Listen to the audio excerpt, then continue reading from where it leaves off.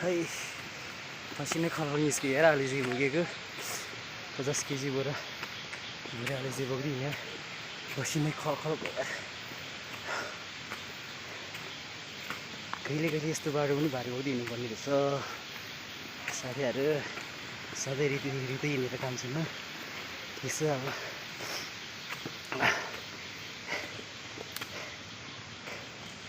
पसिना चाहिँ पसिना भइरहेछ।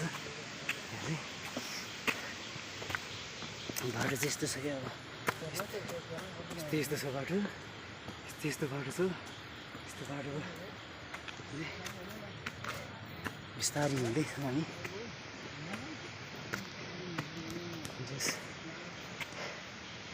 धेरै पछि सेलम्जुङतिर आएर आलिचीको बोरा बोक्दैछौँ।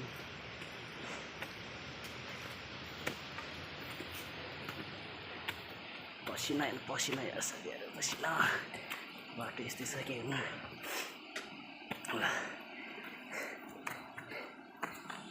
विश्राम भयो विश्राम। म पनि अब विश्रामको लागि एउटा स्पेसल चौधारो खोज्न गइरहेको छु टुकु लगाएर।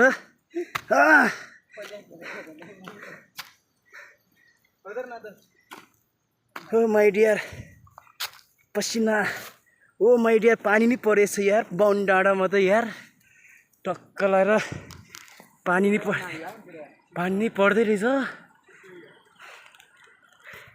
यहाँ चाहिँ अम्बा फलिरहेको रहेछ कि यो अम्बा चाहिँ अब ट्याक्क दसैँमा खाने टाइम हुन्छ।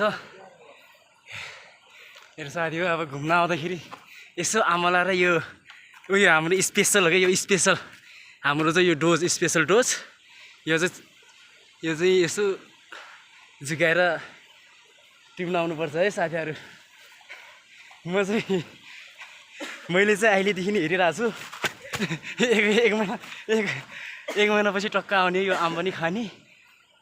यहाँ नि अर्को डोज रहेछ यो डोज चाहिँ त्यही अब झाडा पक्रा लाग्दाखेरि चाहिँ युज गर्छ कि यो चाहिँ अरू बेला चाहिँ होइन झाडा पक्रा लाग्ने बेला मात्रै युज गर्छ यो।